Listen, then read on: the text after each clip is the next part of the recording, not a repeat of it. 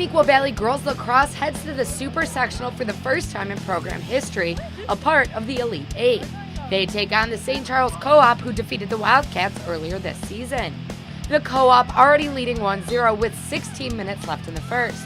Muneeza Shams waiting patiently and finds Caroline Perkins right in front of the net for the goal. Game all tied up at 1 early. St. Charles again in the lead with under 7 minutes left in the first half. Maddie Wiltrout with a penalty, and she bounces the shot past Stephanie Eichamer. Co-op pushing their lead up 3-1.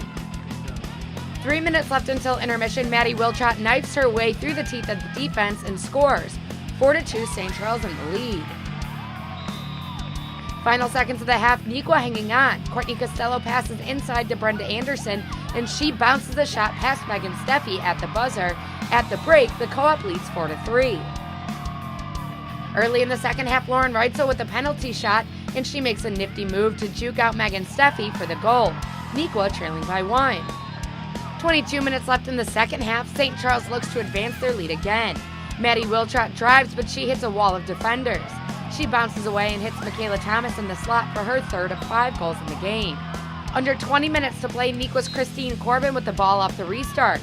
She walks slow, then kicks it up a notch to dodge a defender and score. After another Corbin goal, it's 7-6. 15 minutes left in the second half, Michaela Thomas blows right by the defense and scores again. Lightning would strike shortly after that, and the game is suspended until the next day, where the sun is shining. Neuqua comes out swinging with little over 2 minutes left in the game. Lauren Reitzel gets a pick and drives by the defense and scores. 9-7, St. Charles leads. Little over a minute left, and Neuqua still fighting down 2. Off a restart, Reitzel gets another goal to go. Cats down by just 1. Final seconds of the game, and St. Charles playing keep away for the rest of the game. Lexi Kiefer passes inside to Thomas for the goal, and St. Charles advances to the state semifinals with a 10-8 2-day win.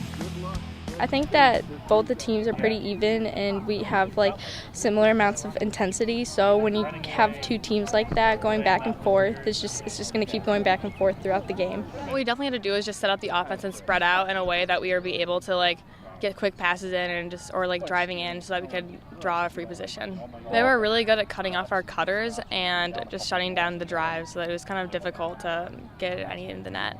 Well, St. Charles is always well-conditioned. Their coach makes sure of that, and they're fast, and they have good stick skills. And so they can play keep away, as good as any other team. And, that's to their credit. That's what they needed to do to win the game, and they did it well. Once we got the ball back, we just worked it around, and I think we really slowed it down rather than rushed and sort of got a little crazy out there. So, just kind of worked out well for us.